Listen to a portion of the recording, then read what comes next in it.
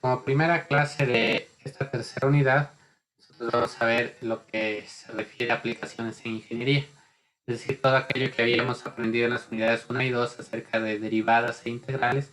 Vamos a ver una aplicación más práctica para lo que ustedes van a necesitar en las demás asignaturas en el futuro. Entonces, este primer tema es aplicaciones de derivadas.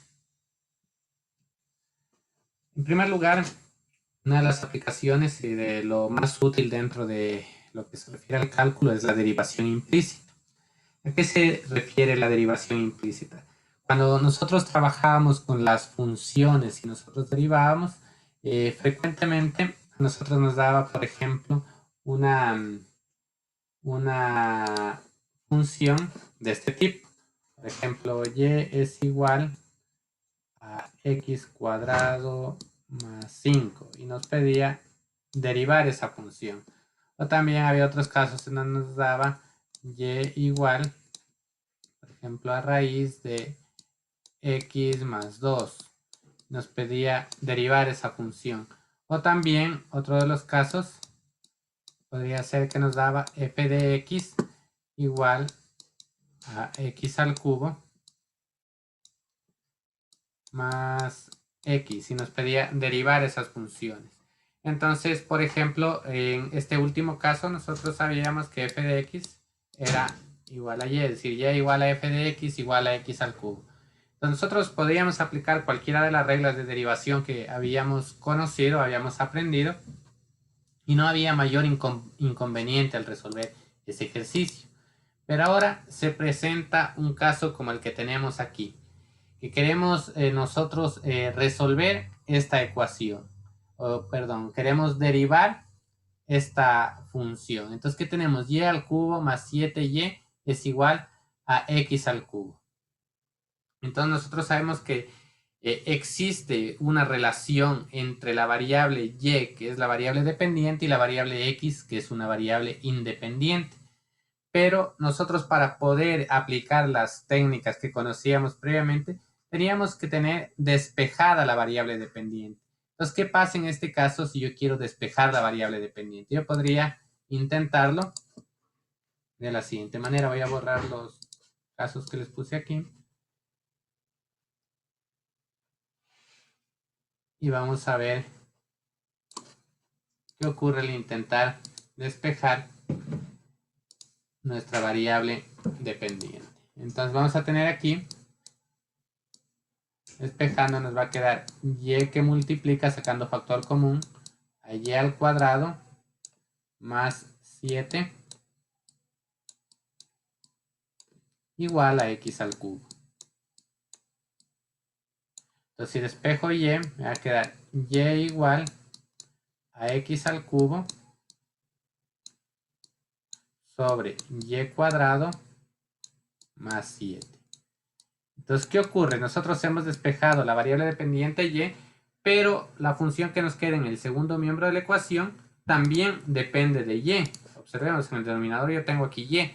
Entonces, no puedo derivar directamente como veníamos acostumbrados a derivar nosotros. Entonces, ¿qué ocurre en casos como estos? Por ejemplo, si nosotros a esta función le diéramos un valor, por ejemplo, x es igual a 2. Si nosotros ponemos x es igual a 2, lo reemplazamos en esta función, nos va a quedar que 2 al cubo es igual a 8. Entonces nos va a quedar en el miembro izquierdo y al cubo más 7y igual a 8. Entonces tenemos ya esta ecuación, esta nueva ecuación con el valor de x igual a 2. Entonces nosotros podríamos aquí intentar llegar por simple tanteo cuál es el valor de y para que se cumpla esta igualdad. Entonces aquí es bastante sencillo. Si y vale 1, nosotros observamos que 1 al cubo es igual a 1 y 7 por 1, 7. 7 más 1, 8. Entonces el valor de y sería igual a 1. Entonces tendríamos un par ordenado. Cuando x vale 2, y es igual a 1. Entonces sí se trata de una función. Esta ecuación está representando a una función, pero ese tipo de función se conoce como función implícita. ¿Qué significa función implícita? Los primeros casos que yo les tracé acá a la derecha con rojo, por ejemplo, de y igual a x más 5, esta es una función explícita. ¿Por qué decimos que esta de aquí es una función explícita? Porque se encuentra dado de forma directa la relación entre la variable dependiente y la variable independiente. ¿Qué significa eso? Que en un miembro tengo la variable dependiente y en el otro miembro tengo la variable independiente. Pero en una función en donde no está dado de esa forma, por ejemplo, la función que despejamos aquí, en donde en una parte tengo la variable dependiente y en la otra sigo teniendo la variable independiente, pero también la variable dependiente. Entonces, nosotros estamos tratando con una función implícita de x. Entonces, ¿qué características tiene ese tipo de función? Que no tenemos de forma directa, es decir, no tenemos una función de la forma y igual a f de x. ¿Qué significa eso? Que el miembro de la derecha debe ser únicamente en función de x. Entonces, ¿qué significa esto? Que y es alguna función desconocida de x. Entonces, nosotros tenemos que y es una función de x, pero es desconocida, no se encuentra despejada como tal. Entonces, ¿qué hacemos nosotros para resolver? Tenemos lo siguiente. Con esta definición de aquí, tenemos que y es una forma o una función desconocida de x, entonces vamos a reemplazar esta y de aquí, la vamos a reemplazar con y de x. Entonces, ¿qué nos va a quedar? Y de x elevado al cubo más 7 por y de x igual a x al cubo.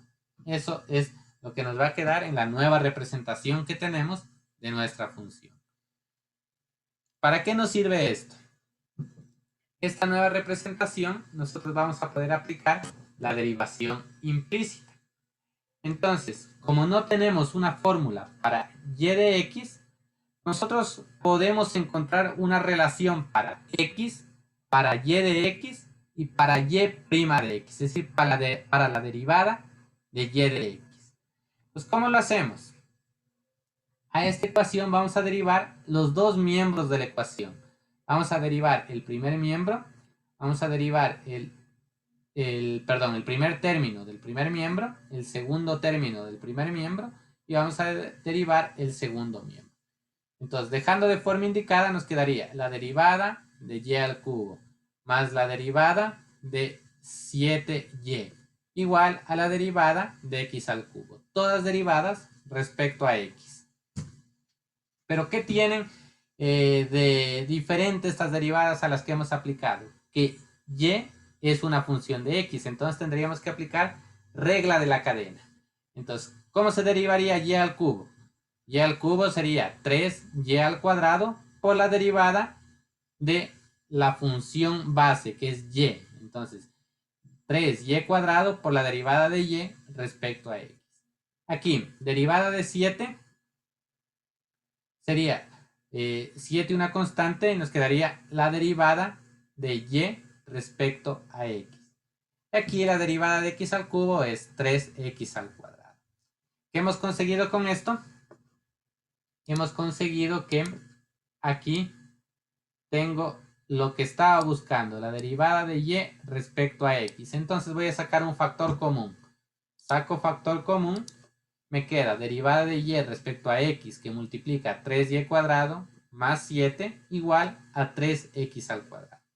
Entonces, despejando, esto que está entre paréntesis pasa a dividir al segundo miembro y nos queda que la derivada de y que nosotros buscábamos en el ejercicio es igual a 3x cuadrado sobre 3y cuadrado más 7. Esa ha sido la derivada implícita. Miren, nosotros no tuvimos que despejar y para haber encontrado esa derivada. Aplicamos directamente una derivada implícita sobre la función y obtuvimos la derivada de y respecto a x. Vamos a verlo con un ejemplo. Nos dice, encuentre la derivada de y respecto a x si 4x cuadrado y menos 3y es igual a x al cubo menos 1.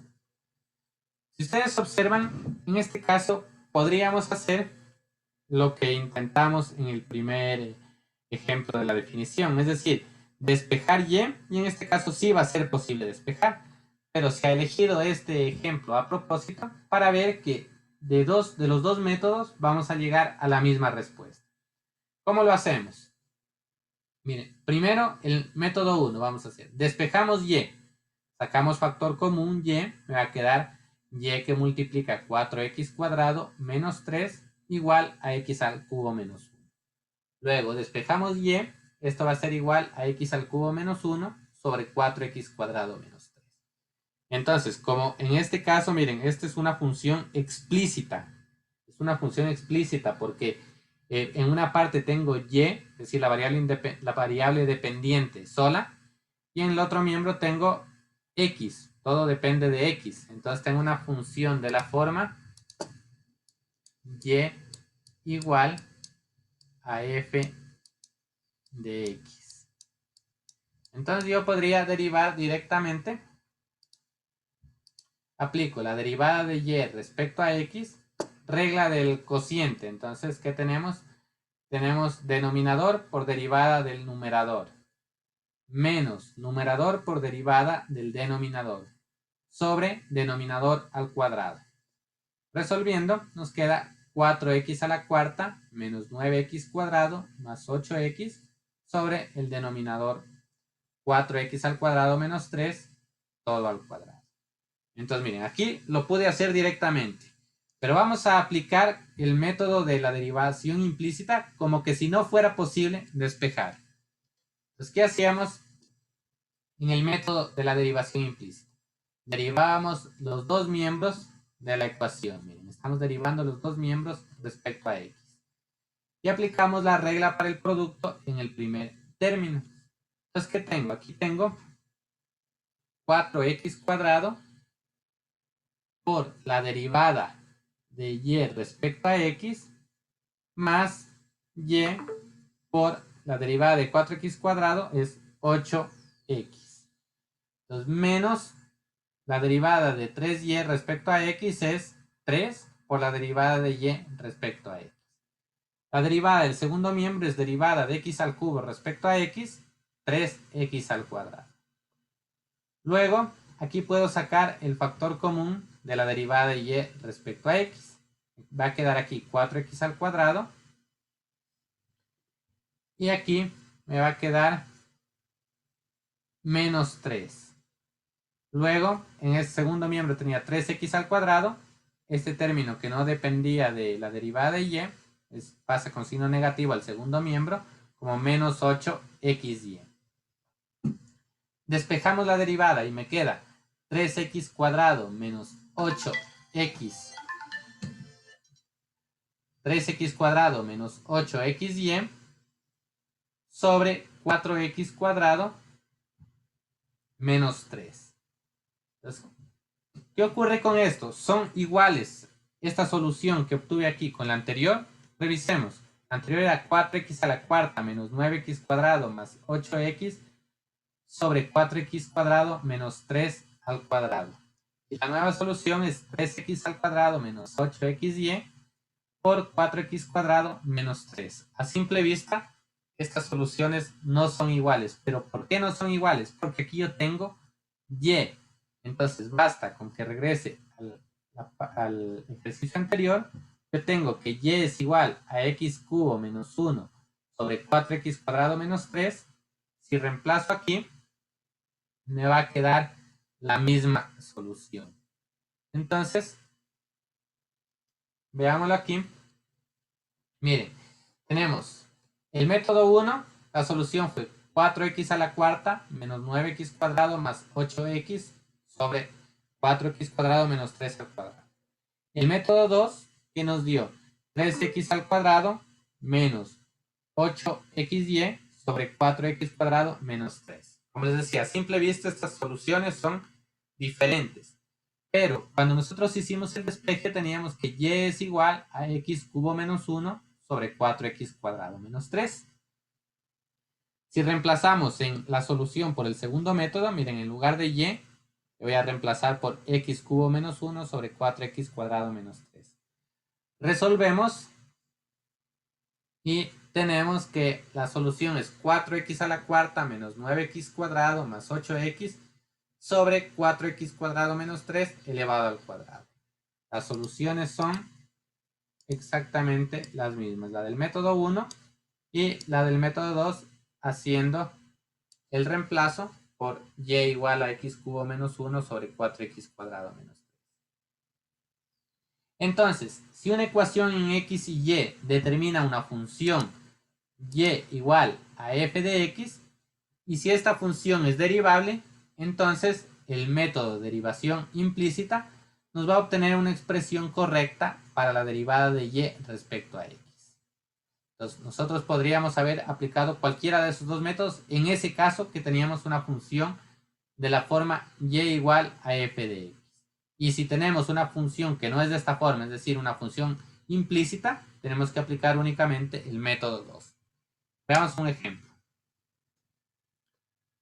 Tenemos nos pide encontrar la derivada de y respecto a x si x al cuadrado más 5y cubo es igual a x más 9.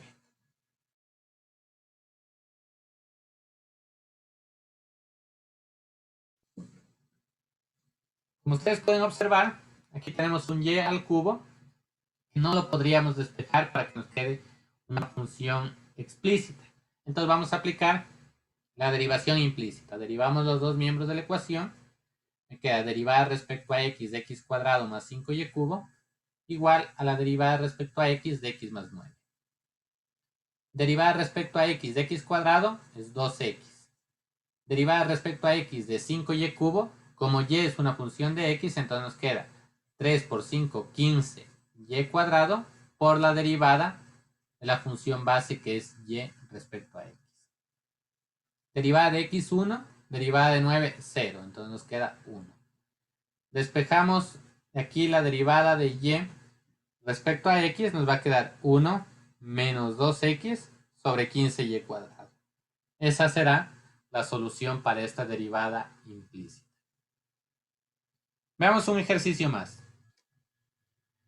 Tenemos que nos pide encontrar la ecuación de la recta tangente a la curva y cubo menos xy cuadrado más coseno de xy igual a 2 en el punto 0,1.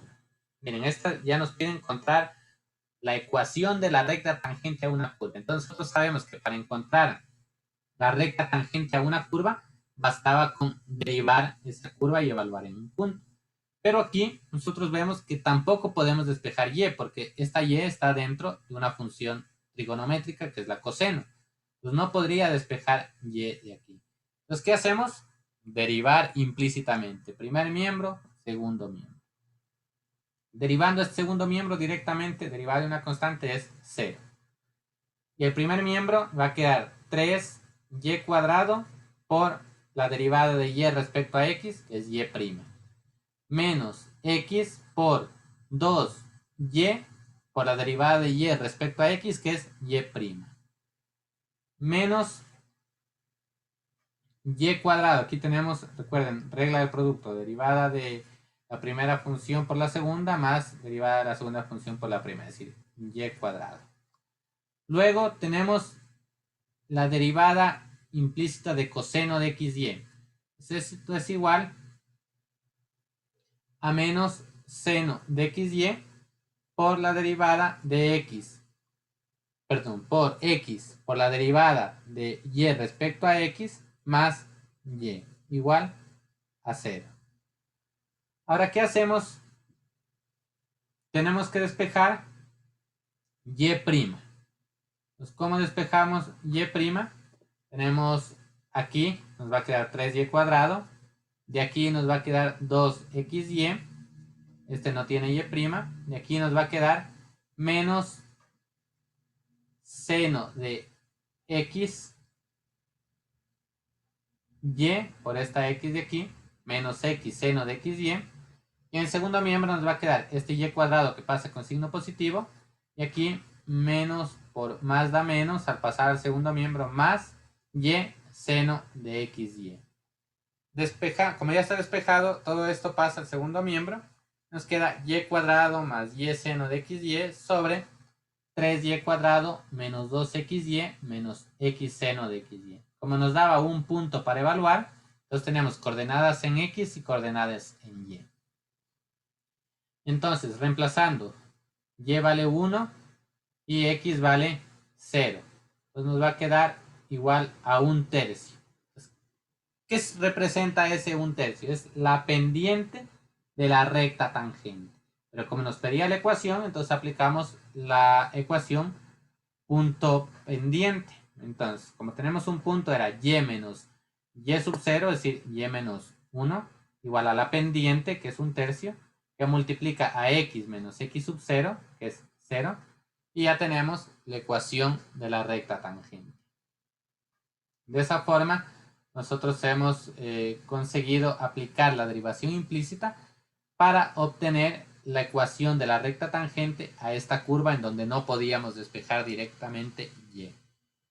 Entonces, esta es una de las aplicaciones que nosotros tenemos para lo que son las derivadas. A continuación veremos otra aplicación que es muy útil y en donde las derivadas nos van a permitir realizar cierto tipo de cálculos y resolver problemas. Estas son las razones de cambio relacionadas. Cuando nosotros tenemos una variable y esa variable depende del tiempo, entonces lo que vamos a tener es lo siguiente. Si tenemos una variable que depende del tiempo, por ejemplo, lo podemos representar como derivada de y respecto al tiempo. Entonces, esto, derivada de y respecto al tiempo, lo vamos a conocer como razón de cambio. Razón de cambio con respecto al tiempo. ¿Qué significa eso? Que nosotros estamos indicando cómo cambia esa variable respecto al tiempo. Por ejemplo, en el caso del video que habíamos propuesto en la clase anterior, de la temperatura del café que se encontraba en la taza. Entonces la temperatura varía respecto al tiempo, porque en el momento en que lo servimos va a estar caliente el café, luego de unos 3 minutos se va a enfriar un poco, luego de otros 10 minutos se va a enfriar mucho más y luego de unos 15 minutos quizá ya esté totalmente frío. Entonces la temperatura ha ido variando en función del tiempo. Entonces, cuando nosotros tenemos una variable, en este caso una variable representada por y que depende del tiempo, entonces su derivada se va a conocer como razón de cambio con respecto al tiempo. O algunos autores la conocen únicamente como razón de cambio. Entonces, si y mide, por ejemplo, distancia, entonces la razón de cambio será la velocidad, es decir, distancia que varía respecto al tiempo es velocidad. Entonces, ¿por qué es importante esto? Porque muchos fenómenos físicos se representan o se modelan mediante razones de cambio. Por ejemplo, la razón a la que fluye el agua en el interior de un depósito. Entonces, es una razón de cambio.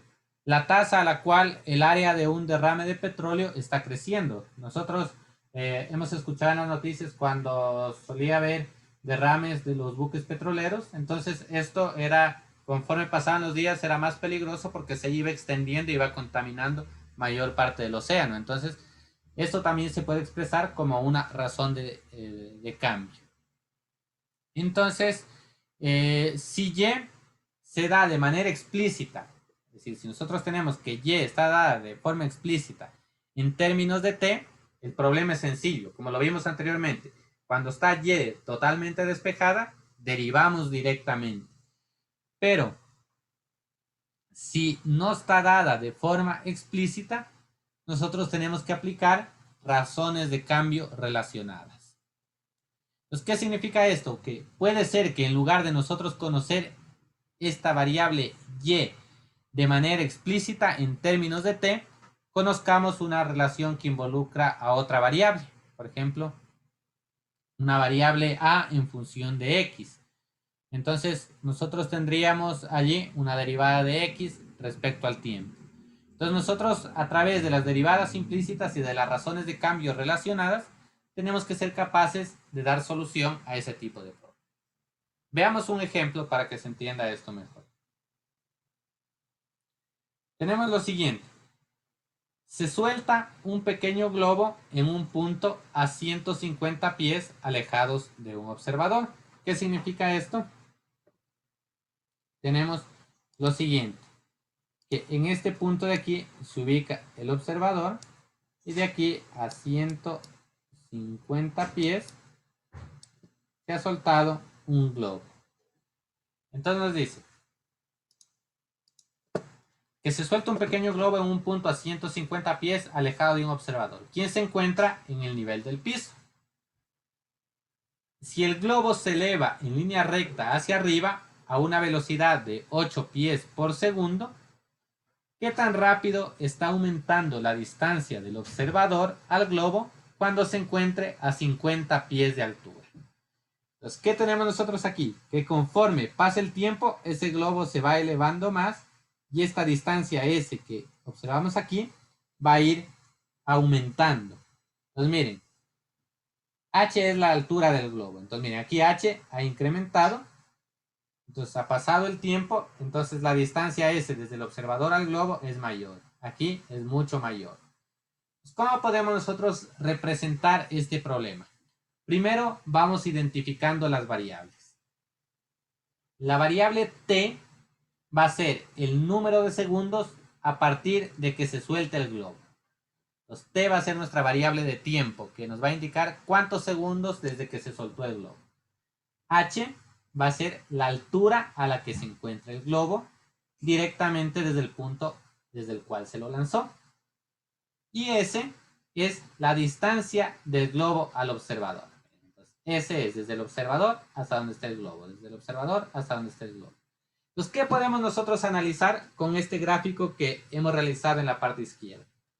Miren, aquí tenemos para un tiempo igual a 4 segundos, para un tiempo igual a 8 segundos y para un tiempo igual a 16 segundos. ¿Qué ocurre con H y con S en cada uno de estos tiempos? Ocurre que han ido cambiando. Miren, para T igual a 4 es diferente de T igual a 8, tanto H como S. Y para T igual a 16 también. Ha cambiado H y ha cambiado S. Entonces nosotros podemos concluir que la variable H y la variable S dependen del tiempo, dependen de la variable T. Algo más que podamos nosotros concluir habiendo realizado este gráfico es que esta distancia que nos decía de 150 pies no ha cambiado con el tiempo. Miren, se mantiene porque el globo parte en línea recta, supone que se va elevando en línea recta. Entonces la distancia desde el observador al punto de partida del globo es 150 pies, 150 pies y 150 pies. Entonces la distancia desde el observador hasta el punto de lanzamiento del globo es una constante. Veamos ahora cómo podemos resolver este problema. Es decir, nos pedía qué tan rápido está aumentando la distancia del observador al globo cuando éste se encuentra a 50 pies de altura. Perdón. Entonces vamos a representar las razones de cambio. ¿Qué teníamos previamente? Dijimos que tanto H como S dependen del tiempo. Entonces tenemos dos razones de cambio. La razón de cambio de H respecto a T y la razón de cambio de S respecto a T. Seguimos leyendo nuestro problema. El problema nos dice que el globo se eleva en línea recta hacia arriba a una velocidad de 8 pies por segundo. ¿Qué significa? Que la altura del globo está cambiando 8 pies por segundo. Entonces, la razón de cambio de H respecto a T ya la tenemos. Es igual a 8. ¿Qué más tenemos? ¿Tenemos la razón de cambio de S? No, esa no la tenemos. Lo que nos dice únicamente es que la encontremos a esa distancia del observador al globo cuando éste se encuentra a 50 pies de altura. Entonces nuestra incógnita es la razón de cambio de la distancia S respecto al tiempo cuando la altura es igual a 50 pies. Perdón. ¿Qué tenemos? Que S y H se encuentran relacionadas por el tiempo, es decir, son funciones implícitas del tiempo. Y también mediante la ecuación pitagórica. ¿Por qué? Porque este es un triángulo. Entonces nosotros podemos aplicar el teorema de Pitágoras. ¿Qué nos decía el teorema de Pitágoras? Que el cuadrado de la hipotenusa es igual a la suma de los cuadrados de los catetos. Entonces eso tenemos aquí. S al cuadrado es igual a H al cuadrado más 150 al cuadrado. ¿Para qué nosotros planteamos esta ecuación? En cualquier problema de razones de cambio relacionadas, nosotros necesitamos de una ecuación dada por física, en este caso dada por la geometría, que nos relacione las variables. Entonces, ¿qué ocurre en este caso? ¿Están las variables relacionadas? Sí, S y H están relacionadas por el teorema de Pitágoras. Y además, nosotros sabemos que S y H dependen del tiempo. Entonces vamos a aplicar una derivada respecto al tiempo. Si derivo el miembro izquierdo, tengo la derivada de S cuadrado va a ser 2S por la derivada de S respecto al tiempo. La derivada de H al cuadrado va a ser 2H por la derivada de H respecto al tiempo. ¿Qué más tenemos? La derivada de 150 al cuadrado es 0, porque es la derivada de una constante.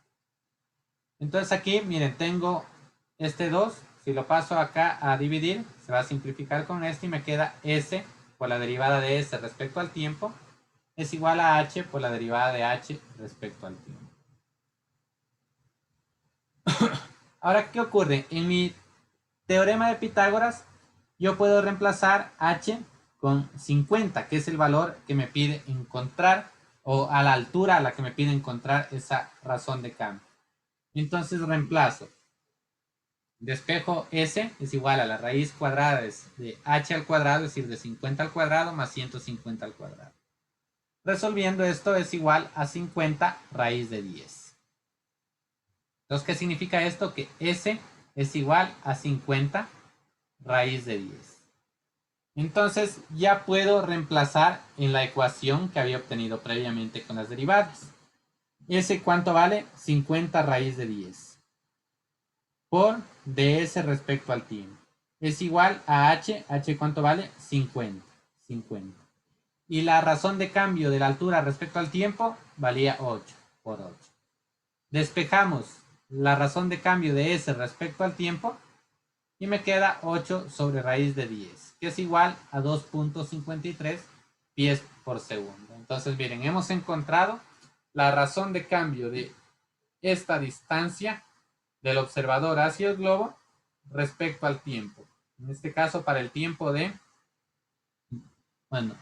para el tiempo de 2.53 pies por segundo. Es la razón de cambio.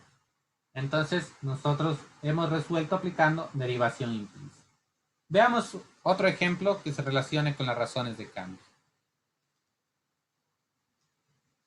Nos dice que es un tanque cónico en el que se vierte agua a una razón de 8 pies cúbicos por minuto. Es decir, miren, este es una especie de tanque cónico y allí se va a ir depositando agua a una razón de 8 pies cúbicos por minuto. Si la altura del tanque es de 12 pies, entonces miren, tenemos desde la base hasta la altura del tanque 12 pies. Y el radio de su abertura circular, es decir, de la abertura del tanque, 6 pies. Nos pide qué tan rápido se está elevando el nivel del agua cuando este líquido tiene una profundidad de 4 pies. Entonces vamos a empezar nosotros a definir en este gráfico nuestras variables.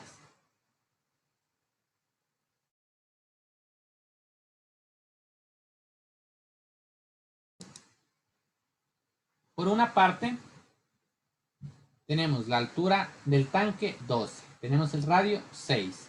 Y aquí hemos definido una variable h para la profundidad del agua, o dicho de otra forma, la altura a la que se encuentra el agua.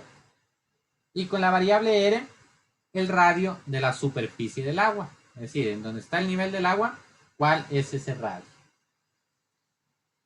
¿Qué nos pide encontrar y qué información nos da en este caso el problema? Nos dice que el tanque se vierte agua con razón de 8 pies cúbicos por minuto. Entonces, pies cúbicos, ¿qué unidades está hablando aquí? Entonces, si hablamos de pies cúbicos, esto es volumen. Por minuto, esto es tiempo. Entonces, tenemos una razón de cambio que es de volumen respecto al tiempo. El volumen del agua vertida respecto al tiempo. Es igual a 8 pies cúbicos por minuto. ¿Qué más nos pide el tanque? Nos dice qué tan rápido se está elevando el nivel del agua cuando este líquido tiene una profundidad de 4 pies. Entonces, miren, nos dice el nivel del agua, qué tan rápido se está elevando. Entonces, una razón de cambio de altura respecto al tiempo. Altura respecto al tiempo. Eso es lo que nos pide encontrar. Pero nos da el dato de la altura cuando la altura es igual a 4 pies. Entonces, con esta información, nosotros vamos a necesitar como siguiente paso una fórmula que me relacione el volumen y la altura. Entonces, ¿de qué manera nosotros podemos encontrar eso? Pues a través de la geometría de este tanque, que es un cono, sabemos que el volumen para un cono cilíndrico es de 1/3 pi radio al cuadrado por altura. Entonces ya tenemos nosotros la fórmula, pero si nosotros observamos esta fórmula me relaciona volumen, altura y radio. Entonces miren, tengo otra variable aquí. Tengo altura, volumen y radio. Entonces, ¿qué ocurre?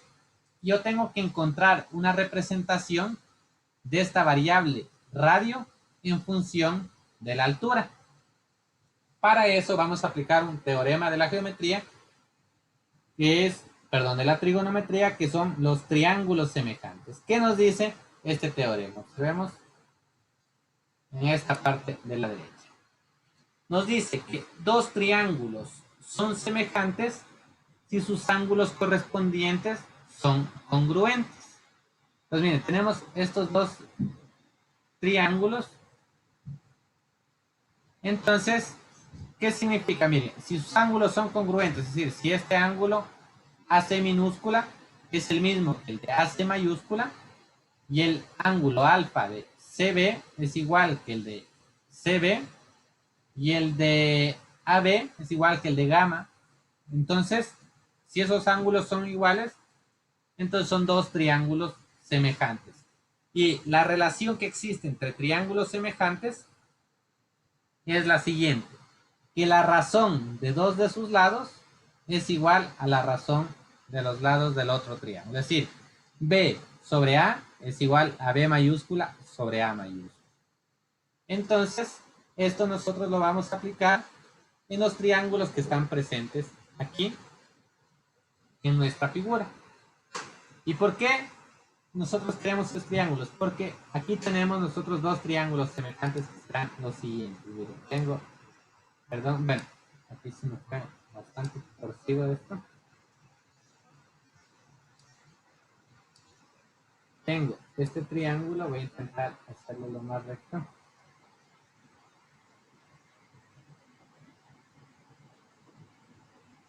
Perdón, la parte que abajo estuvo muy torcida, pero bueno. ¿Cuál es la altura de ese triángulo? 12. ¿Cuál es la base? Es igual que esta base opuesta, es 6. ¿Y qué otro triángulo nosotros tenemos? Tenemos a qué corresponde a este radio, es decir, si nosotros trazamos de aquí, tengo que este triángulo de aquí va a ser radio y con altura h. ¿Sus ángulos son iguales? Oh, claro que los ángulos son iguales porque de hecho están compartiendo aquí el ángulo de aquí con el ángulo mayor. Este es un ángulo recto, es igual que este ángulo recto y este ángulo es igual que este ángulo. Entonces, tenemos ángulos congruentes, entonces podemos aplicar la relación entre sus lados. Tomamos dos catetos, R y H, la razón entre R y H es igual a la razón entre 6 y 2. La razón entre 6 y 2. Despejo R y tengo que R es igual a H sobre 2. Entonces, miren, ya tengo una representación de R en función de H, lo reemplazo en la ecuación del volumen y me queda 1/3 de pi. R, ¿cuánto vale? H medios al cuadrado por H. Tenemos hasta allí ya la ecuación que relaciona el volumen con la altura, y yo sé que el volumen depende del tiempo y la altura también depende del tiempo. Vamos a ver qué más sigue. Tenemos lo siguiente. Volumen es igual a pi por altura al cubo sobre 12. Teníamos que la razón de cambio del volumen respecto al tiempo es 8 pies cúbicos por minuto. Entonces ahora vamos a aplicar la derivación implícita respecto al tiempo. Derivada de volumen respecto al tiempo es igual. Aquí vamos a derivar respecto a h respecto al tiempo. Nos va a quedar 3 pi h cuadrado sobre 12 por la derivada de h respecto al tiempo. Esto es igual, aquí resolviendo este 3 pi h cuadrado sobre 12 es pi h cuadrado sobre 4 por la derivada de h respecto al tiempo. Entonces, la derivada del volumen respecto al tiempo era igual a 8. Entonces tenemos 8. Estamos buscando la derivada de la altura respecto al tiempo cuando la altura es 4. Entonces a h reemplazamos por 4. Entonces nos queda pi por 4 al cuadrado sobre 4. Despejando la altura respecto al tiempo nos queda 2 sobre pi, que es igual a 0.637 pies por minuto. Y esa es la razón de cambio de la altura respecto al tiempo. Una vez que hemos visto estos dos problemas de razones de cambio relacionadas, vamos a ver los pasos que se deben seguir para resolver la mayoría de estos problemas.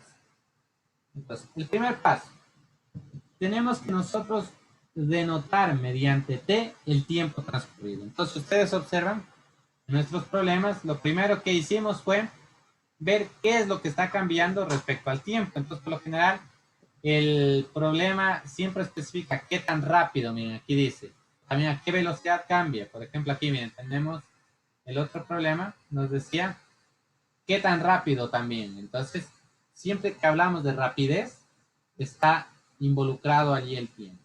Entonces, lo primero, denotar mediante t el tiempo transcurrido. Dentro de este primer paso también es muy importante dibujar un diagrama que sea válido para toda t mayor que 0. Entonces, ¿cuál era nuestro diagrama en este caso? Este diagrama del cilindro. ¿Qué ocurre a partir del instante t igual a 0 y conforme se va llenando? Igual aquí, ¿qué ocurría desde el tiempo inicial hasta el tiempo que nos daba el problema? Entonces, eso es lo que tenemos que hacer. Luego, etiquetar las cantidades cuyos valores no cambian conforme t aumenta con sus respectivos valores constantes. Pues veamos este problema, no lo analizamos aquí.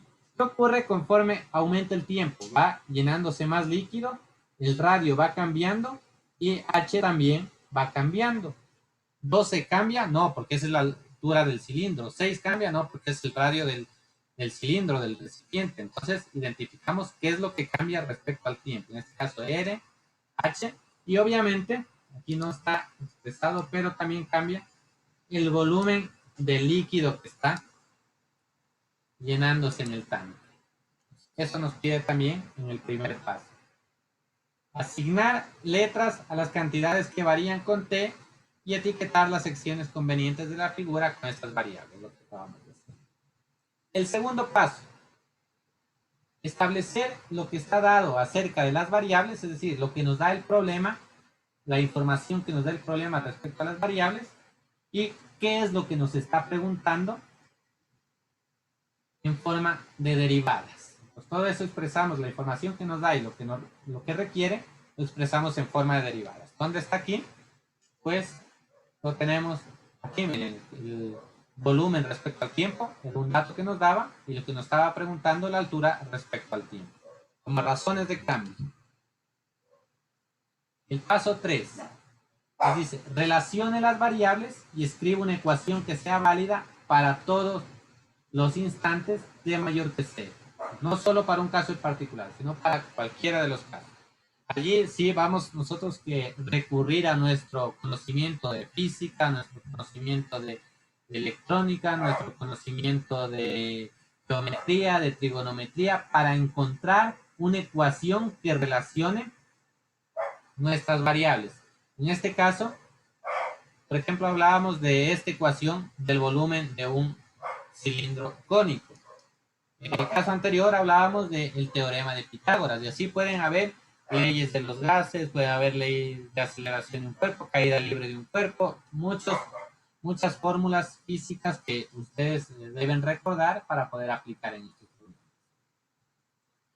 Luego, derive implícitamente con respecto a t la ecuación encontrada en el paso 3. Entonces, una vez que nosotros tenemos la ecuación, esta sería nuestra ecuación, la derivamos implícitamente. La ecuación resultante que tiene derivadas con respecto a t es válida para todo t mayor que c. Y el paso 5, en ese momento sustituimos en la ecuación todos los datos que son válidos en el instante particular. Miren, solo en el último paso nosotros reemplazamos este dato que nos daba h igual a 4 aquí, en el último paso. Igual para el problema anterior, que nos daba h igual a 50 aquí, en el último paso, no antes. Y finalmente despejamos la derivada deseada. Entonces, estos 5 pasos son los que generalmente se siguen para resolver una razón de cambio relacional.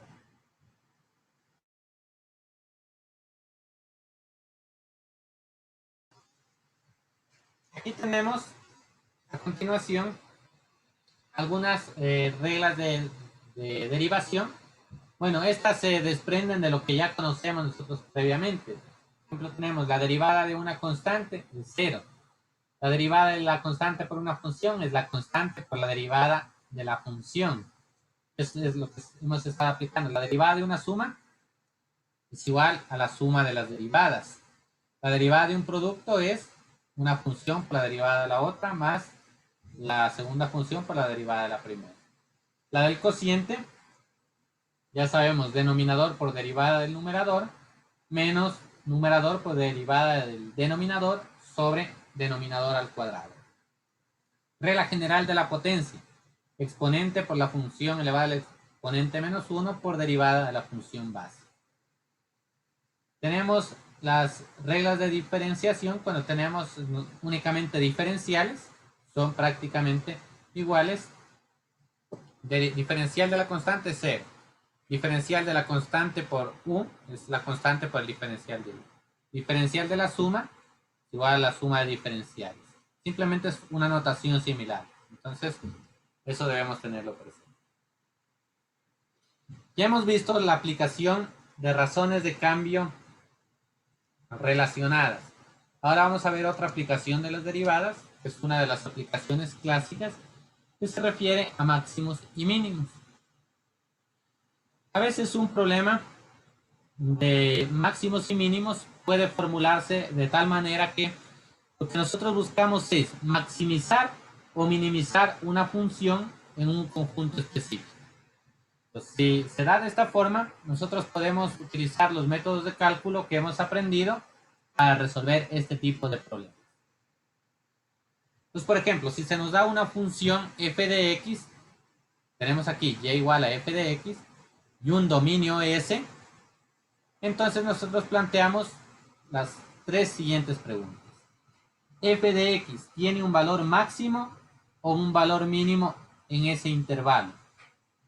Luego, si tiene un valor máximo o un valor mínimo, ¿dónde se alcanza ese valor dentro de eso? Y si existen, ¿cuáles son esos valores máximos y cuáles son esos valores mínimos? Entonces, miren, tres preguntas que tenemos que hacernos para problemas de máximos y mínimos.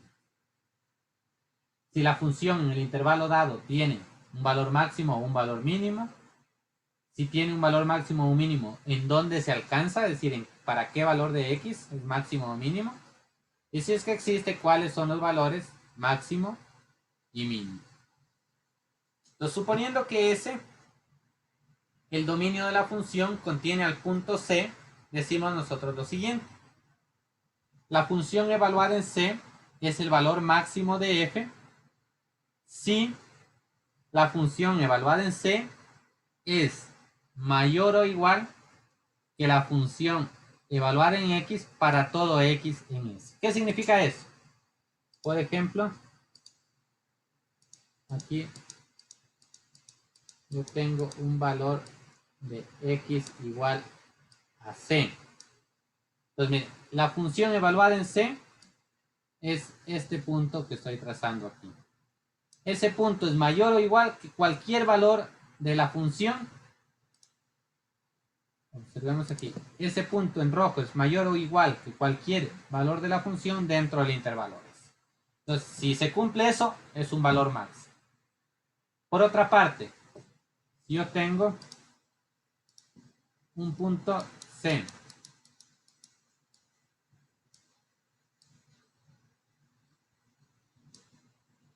es un valor mínimo si la función evaluada en C, es decir, este punto, es menor o igual que cualquier otro valor de la función dentro del intervalo, entonces se trata de un mínimo. Y la función evaluada en C es un valor extremo de f si es un valor máximo o un valor mínimo. Es decir, si se cumple que el punto 1 o el punto 2 se conoce como un valor extremo. Y la función que queremos maximizar o minimizar es la función objetivo. Entonces, esta sería nuestra función objetivo. Eso en la notación y en los términos que debemos recordar. Vamos a ver el teorema de existencia de máximo y mínimo. Es decir, este teorema nos va a permitir a nosotros saber, en primer lugar, antes de calcular o de encontrar en dónde existe, saber si hay o no un máximo o un mínimo. ¿Qué nos dice este teorema? Si f es continua en un intervalo cerrado, AB, entonces la función alcanza un valor máximo y un valor mínimo en ese intervalo. Entonces, ¿qué significa? Que si la función es continua, voy a trazar con la pluma. Si la función es continua entre A y entre B, significa que en alguno de esos puntos va a haber un máximo o un mínimo en esta función. Entonces tenemos, por ejemplo, para este caso de y igual a 1 sobre x, tenemos un máximo en A y un mínimo en B. Entonces, miren, en el intervalo 0 a infinito no hay máximo ni mínimo. De 0 a infinito no hay máximo ni mínimo. Si una función está definida de 0 a infinito, no hay máximo ni mínimo, porque es un intervalo abierto. En el intervalo 1 a 3, observemos aquí, desde 1 a 3, el máximo es 1, porque sí, es el punto mayor, y el mínimo va a ser el valor que tome aquí en 3, que sería 1/3. En el intervalo semiabierto 1-3 no hay máximo porque es un intervalo semiabierto, es decir, no tenemos exactamente el valor definido para 1, es un valor que se aproxima a 1 pero no es 1. Pero sí tenemos un mínimo que sería 3, evaluado en la función 1/3.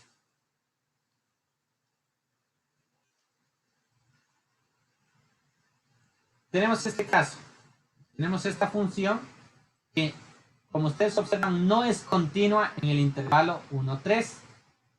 Entonces, ¿podríamos decir que hay un máximo? No podemos decir que hay un máximo porque el máximo no es este punto que estoy marcando aquí. El máximo no es 1. El máximo tampoco es 1.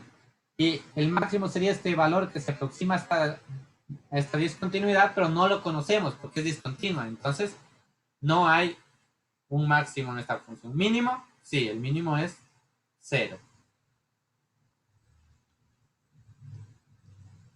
Pues observemos aquí lo que habíamos visto previamente. Tenemos los puntos fronterizos A y B. El máximo será la función evaluada en A el mínimo, la función evaluada en B. A estos puntos fronterizos son los puntos del intervalo, es decir, en el intervalo cerrado AB contiene los puntos fronterizos. Si tenemos un intervalo semiabierto, aquí tenemos AB, contiene el punto fronterizo izquierdo.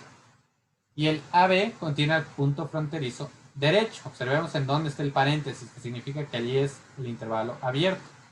Y este es un intervalo totalmente abierto, no contiene ningún punto fronterizo. A los puntos en donde se encuentran los máximos, los mínimos los conocemos como puntos estacionarios. Y también tenemos puntos singulares en donde hay discontinuidades. Entonces, ¿cuáles son estos puntos estacionarios? Aquí nos indica, son aquellos puntos en donde la derivada es igual a 0. Y los puntos singulares, aquellos en donde su derivada no existe, no está definida. Veamos un ejemplo. Nos pide encontrar los puntos críticos de f de x igual a menos 2x cubo más 3x cuadrado en menos 1 medio a 2. Ese es el intervalo cerrado. Los puntos fronterizos, los que nos da el intervalo, menos 1 medio, 2. Puntos estacionarios, tengo que derivar la función. Derivada de f de x respecto a x, hace menos 6x cuadrado más 6x igual a 0. Entonces, tenemos que, para encontrar estos puntos, podemos nosotros, bueno, voy a hacerlo aquí, encontrar los puntos estacionarios. Ya tenemos igualada a 0 la derivada. Voy a despejar x, entonces tengo x que multiplica a menos 6x más 6 igual a 0. Entonces, uno de los puntos es x igual a 0.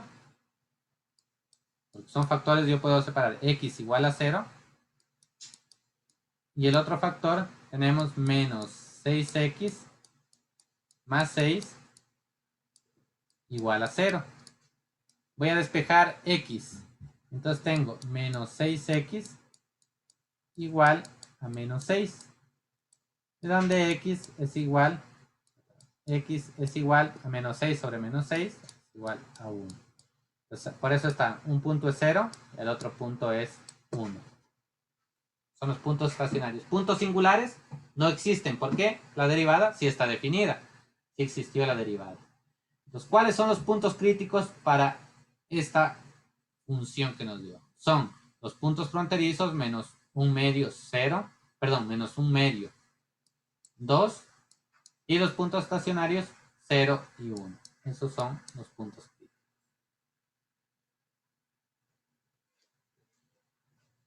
Vamos a hablar del teorema de los puntos críticos. Nos dice que sea la función definida en un intervalo i que contiene al punto c, si la función evaluada en ese punto c es un valor extremo, entonces c debe ser un punto crítico. Es decir, c es alguno de los siguientes: un punto fronterizo del intervalo, un punto estacionario de la función o un punto singular de la función. Entonces, ese es el teorema de los puntos críticos. Si f es una función definida en un intervalo y contiene al punto c, entonces la función evaluada en c es un valor extremo. Veamos cómo encontrar los valores extremos. El paso 1, encontrar los puntos críticos de la función en i. Y el paso 2, evaluar la función en cada uno de estos puntos críticos. El mayor de esos valores es el valor máximo y el más pequeño es el valor mínimo. Pues tenemos aquí el caso. Nos pide determinar los valores máximo y mínimo de la función igual a x al cubo en el intervalo menos 2 a 2. Entonces nuestros puntos críticos ya tenemos menos 2 y 2. Nos falta encontrar el punto estacionario. ¿Cómo lo encontramos? Derivando. Derivamos 3x cuadrado, perdón, x cubo nos queda 3x cuadrado. igualamos a 0, nos queda que x es igual a 0. Si se preguntan por qué, pues de aquí voy a resolver acá. 3x cuadrado igual a 0. Despejo x, 0 dividido para 3 es igual a 0. Perdón, aquí x cuadrado es igual a 0. Y x es igual a más menos raíz de 0, que es 0. Entonces, x es igual a 0. ¿Cuáles son los puntos críticos? Los extremos menos 2, perdón, los valores del intervalo.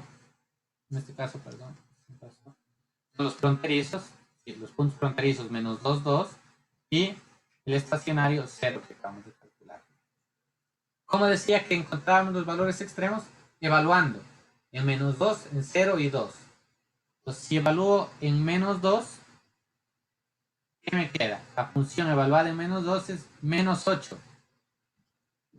Evaluada en 0 es 0. Voy a escribirlo por aquí. La función evaluada en 0 es igual a 0. Y la función evaluada en 2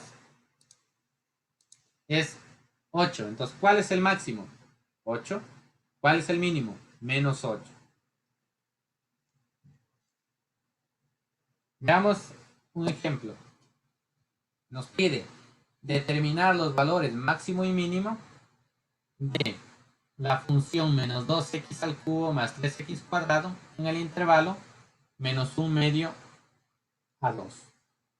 ¿Cómo hacemos? Ya tengo los valores fronterizos, menos 1 medio y 2. Me toca encontrar los valores estacionarios. ¿Cómo? Derivando. Derivo, aquí me queda menos 6x cuadrado más 6x.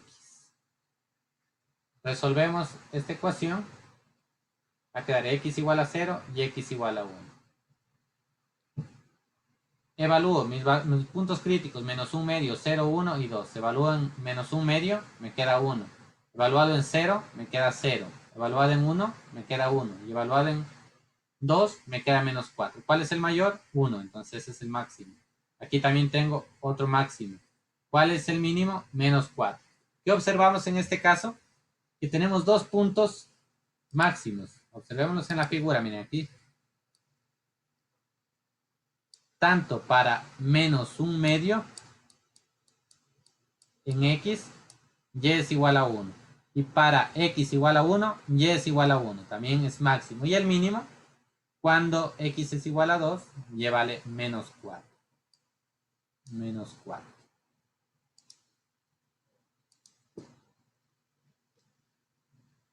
Vamos a hablar ahora del teorema del valor medio. El teorema del valor medio está dado por el teorema de Rolle. ¿Qué nos dice el teorema de Rolle? Que si la función es continua en el intervalo cerrado AB y derivable en un intervalo abierto AB, y si la función evaluada en A es igual a la función evaluada en B, entonces existe algún punto C perteneciente al intervalo abierto AB, tal que su derivada es distinta de C. Entonces, ¿qué significa eso?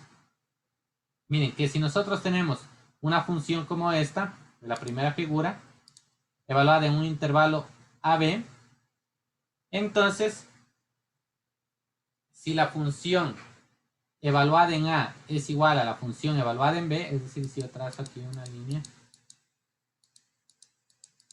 miren, esto suponiendo que valga 1. La función evaluada en A vale 1, la función evaluada en B vale 1. Y además que nos dice que es derivable en el intervalo abierto AB, es decir, que existe una razón de cambio o un cambio en ese intervalo. Entonces significa que hay un punto en donde la derivada es 0. Aquí significa que hay un punto en donde cambia de dirección la parábola. Entonces lo tenemos aquí. Entonces lo tenemos aquí también. Si hacemos entre A y B, en este caso existen dos puntos. Nos dice, existe un punto al menos. Entonces en el tercer caso nosotros tenemos que existen dos puntos en donde la derivada es igual a 0. Veamos el ejemplo. Dice, la función f de x es igual a x cuadrado más x más 2. Verifica la hipótesis del teorema de Rolle en el intervalo menos 2, 1. Pues es continua y derivable para todos los números reales. Nosotros para cualquier valor de x existe esta derivada. Y particularmente en el intervalo menos 2, 1 es derivable. Si evaluamos la función menos 2 es igual a 4 y si la evaluamos en 1 es igual a 4. Eso significa que evaluada en los dos extremos o evaluada en las dos fronteras del intervalo nos da el mismo valor. En consecuencia, existe un punto C que pertenece al intervalo abierto menos 2 a 1 en el que su derivada vale 0. Entonces vamos a verlo. Es f' de x, derivamos, nos queda 2x más 1 igual a 0. Despejando x es igual a menos 1 medio. Entonces este es el valor de C que cumple el teorema. Veamos el teorema del valor medio. Si f de x es continua en el intervalo cerrado AB y derivable en el intervalo abierto AB, entonces existe algún punto C perteneciente al intervalo abierto AB tal que la diferencia de la función evaluada en las fronteras del intervalo sobre la diferencia de las fronteras es igual a la derivada de la función. Entonces, esto es lo que nos está demostrando este teorema. Veámoslo con un ejemplo. Entonces, la función f de x es igual a x cubo menos 6x es continua y derivable en este intervalo. C pertenece a ese intervalo siempre y cuando esté entre menos 2 y 1. Entonces, si nosotros evaluamos la función evaluada en 1 menos la función evaluada en menos 2 sobre 1 menos menos 2, va a ser igual a la función evaluada, a la función derivada evaluada en C. Calculamos la función evaluada en 1. Aquí sería 1 al cubo menos 6 por 1, sería menos 5. La función evaluada en menos 2, 4 sobre 1 menos menos 2. Esto es igual a la derivada 3x cuadrado menos 6. Es decir, menos 3 es igual a 3x cuadrado menos 6. Despejamos x cuadrado es igual a 1, entonces x es igual a menos 1 y x es igual a 1. El valor que cumple el teorema es x igual a menos 1 porque se encuentra dentro del intervalo abierto menos 2, 1. Entonces, con esto demostramos el teorema del valor medio. Para finalizar, vamos a hablar de la monotonía y concavidad. Cuando nosotros en la primera unidad hablábamos de las características y propiedades de las funciones, una de ellas era la monotonía, es decir, la que nos permitía establecer si una función era creciente o si era decreciente. Pues las derivadas nos van a permitir nosotros demostrar cuándo una función es creciente y cuándo es decreciente. Entonces, ¿qué nos dice la definición de monotonía? Si f es una función definida en un intervalo abierto, cerrado o ninguno de los dos, decimos que la función es creciente en ese intervalo si para toda pareja de números x sub 1 y x sub 2 se cumple lo siguiente. X sub 1 menor que x sub 2 implica que la función evaluada en x sub 1 es menor que la función evaluada en x sub 2. Es decreciente si x sub 1 menor que x sub 2 implica que la función evaluada en x sub 1 es mayor que la función evaluada en x sub 2. Y es estrictamente monótona en el intervalo si es creciente en el intervalo o es decreciente en el intervalo. Entonces, mire, por ejemplo, aquí nosotros tenemos esta función, es decreciente hasta el punto C, luego creciente a partir del punto C. Si fuera únicamente decreciente en todo el intervalo, sería estrictamente monótona. O si fuera creciente en todo el intervalo, sería estrictamente monótona. ¿Qué nos dice el teorema de la monotonía? Si nosotros recordamos que la primera derivada de la función nos da la pendiente de la recta tangente. Entonces, si esa derivada es mayor que 0, entonces la recta tangente asciende hacia la derecha. Y por otra parte, si es menor que 0, significa que decrece. Entonces, observemos aquí la gráfica. Tenemos una curva, ¿no?, que es representada por una función. Y si nosotros calculamos su derivada, que es la tangente, la pendiente de esa curva, entonces tenemos, miren, si es mayor que 0, va creciendo. Es mayor que 0, va creciendo. En el momento que es negativa, va decreciendo. Entonces, esto nos dice el teorema de la monotonía. Si la derivada de la función es mayor que 0, para toda x interior a y, entonces es creciente. Si es menor que 0, para toda x interior al intervalo, entonces es decreciente. Veamos con el ejemplo. Nos da una función. Entonces, ¿qué hacemos? Vamos a derivar. Entonces, nosotros derivamos esta función, sería 6x cuadrado menos 6x menos 12. Entonces, luego vamos a factorizar a esto para poder encontrar las raíces. Podríamos aplicar cualquier forma, podríamos aplicar la fórmula general. En este caso, saco factor común 6 y luego saco el producto de dos binomios, x más 1 por x menos 2. Entonces, con eso ya tenemos que una de las raíces es x igual a menos 1 y la otra x igual a 2. Entonces, necesitamos conocer nosotros los puntos en donde x más 1 por x menos 2 es mayor que 0. Y alguien me puede decir, ¿por qué no tomo en cuenta el 6? Porque el 6 no depende de x, no altera en este caso a las funciones de x. Entonces vamos a demostrar a través de los intervalos. Entonces, ¿cómo nosotros podemos hacerlo? Como les dije, tenemos que las raíces son x igual a menos 1 y x igual a 2. Esos van a ser nuestros puntos críticos. Entonces ahora evaluamos en un punto que se encuentra en el intervalo que viene desde menos infinito hasta menos 1. Por ejemplo, menos 2. Entonces si evalúo aquí menos 2 más 1, menos 1. Y aquí menos 2 menos 2, menos 4. Menos 2 por menos 1, perdón, menos 4 por menos 1 es positivo, mayor que 0, entonces positivo. En el intervalo entre menos 1 y 2, por ejemplo, tenemos el valor de 0. Entonces evalúo 0 más 1, y aquí 0 menos 2. Me queda positivo y negativo, más por menos, menos, negativo. Y superior a 2, podríamos tomar 3, 3 más 1, 4, y 3 menos 2, 1. Son los dos positivos, es positivo. Entonces, ¿qué significa? En nuestros puntos críticos vamos a tener las rectas, las tangentes paralelas al eje X. Entonces, esta viene creciendo porque es positivo, es creciente hasta el punto crítico. Luego, desde menos 1 a 2, decreciente. Y luego de 2 a 3, nuevamente creciente. Otro ejemplo, nos da una nueva función, x igual a 1 más x cuadrado. Dice determinar en dónde es creciente y en dónde es decreciente. ¿Qué hacemos? Derivamos. Regla del cociente, ya sabemos, para derivar.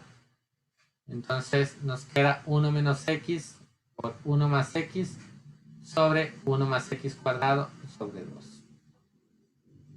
¿Cómo hacemos? Encontrar los puntos críticos. En el numerador tenemos los puntos críticos. Un punto crítico va a ser 1. Cuando x vale 1, esto es igual a 0. El otro punto crítico va a ser menos 1. Entonces tenemos menos 1 y 1. Entonces definimos nuestros intervalos. Tengo desde menos infinito a menos 1, desde menos 1 a 1 y desde 1 a más infinito. Un valor que venga desde menos infinito a menos 1 puede ser menos 2. Entonces lo evaluamos aquí. En el denominador, cualquier valor que le demos va a ser positivo. Entonces, aquí al estar al cuadrado se es positivo, al cuadrado se es positivo. Entonces nos interesa el signo del numerador. 1 menos menos 2 va a ser positivo. Y 1 menos 2 va a ser negativo. Entonces positivo por negativo, negativo. Un valor entre menos 1 y 1 es 0. Entonces aquí reemplazando por 0 nos queda 1 positivo y 1 positivo, positivo.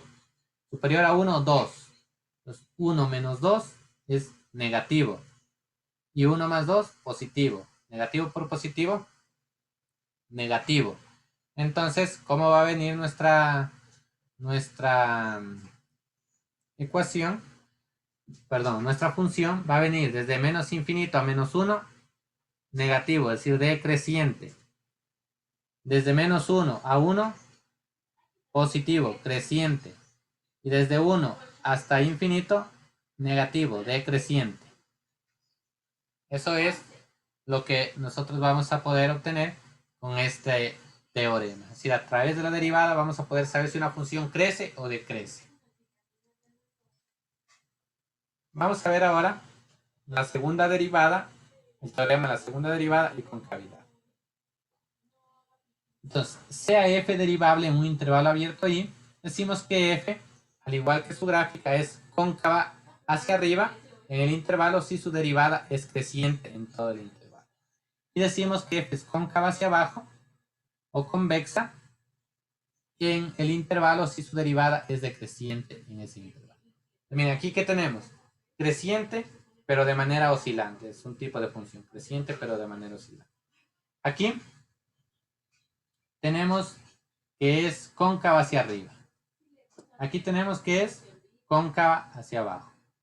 Y aquí tenemos que es cóncava hacia arriba y cóncava hacia abajo. Los dos tipos de función. Es decir, una función puede crecer y también puede tener una gráfica que oscila mucho. ¿Qué nos dice el teorema? Nos dice que si podemos derivar dos veces a una función en un intervalo abierto y si su segunda derivada es mayor que 0 para toda x en el intervalo, entonces es cóncava hacia arriba. Y si su segunda derivada es menor que 0, entonces es cóncava hacia abajo, también conocida como convexa. Veamos el ejemplo. Tenemos la siguiente función. Entonces nos pide encontrar en dónde es creciente, en dónde es decreciente, cóncava hacia arriba y cóncava hacia abajo. Entonces, ¿qué hacemos? Encontramos la primera derivada y la segunda derivada. Puntos críticos de la primera derivada, menos 1 y 3. De la segunda derivada, x igual a 1. Entonces, ¿qué tenemos? Para la primera derivada, igual que hicimos en los ejercicios anteriores, evaluamos, por ejemplo, con un valor de menos 2. Entonces le ponemos menos 2 más 1 es negativo. Menos 2 menos 3 negativo. Menos por menos, más positivo. Un valor entre menos 1 y 3, 0. Y nos quedaría 1 y menos 3, que es negativo, negativo. Entonces, mayor que 3, 4, que sería positivo. Positivo es positivo. Por lo tanto, tenemos que la gráfica va a ir desde menos infinito a menos 1, creciente. De menos 1 a 3, decreciente. Y de 3 a infinito, creciente. ¿Qué nos dice la segunda derivada? Evaluamos desde menos infinito a 1. Podemos dar un valor de 0, por ejemplo. Entonces, el signo evaluando aquí es negativo. Entonces, ¿qué significa? Que es cóncava hacia abajo. El segundo intervalo de 1 a infinito, por ejemplo, le damos 2. Y dándole 2 queda positivo. Cóncava hacia arriba. Desde 1 hasta infinito. Cóncava hacia arriba. Ese es el teorema de la concavidad. Vamos a ver un último ejemplo. Nos da una función x sobre 1 más x cuadrado. Nos pide determinar en dónde es cóncava hacia arriba y en dónde es cóncava hacia abajo. Pues, al igual que en el otro ejercicio, encontramos la primera derivada y la segunda derivada. Ya con las técnicas que ustedes conocen para derivar aquí, regla del cociente. Derivamos y nos queda esta expresión como segunda derivada. Encontramos los valores críticos para evaluar, nos van a quedar menos 1 y 1. Este es el mismo ejercicio que hicimos previamente para determinar la concavidad. Entonces ya sabemos que es menos, más, menos. Luego encontramos los puntos críticos de la segunda derivada, van a ser menos raíz de 3 positiva y 0. Entonces luego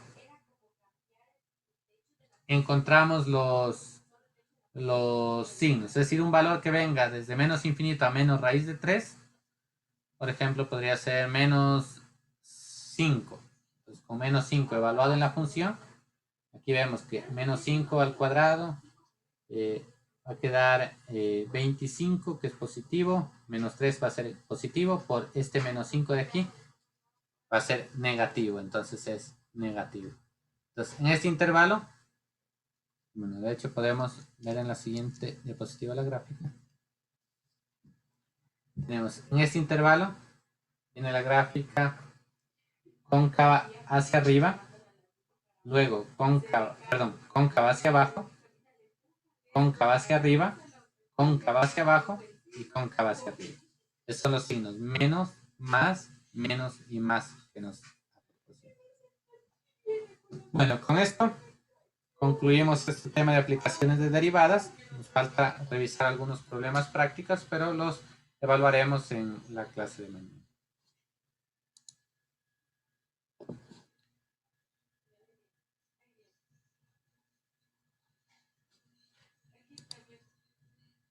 A ver, entonces, esto como ustedes observan no es otra cosa más que aplicaciones que nosotros tenemos de las derivadas que ya hemos visto.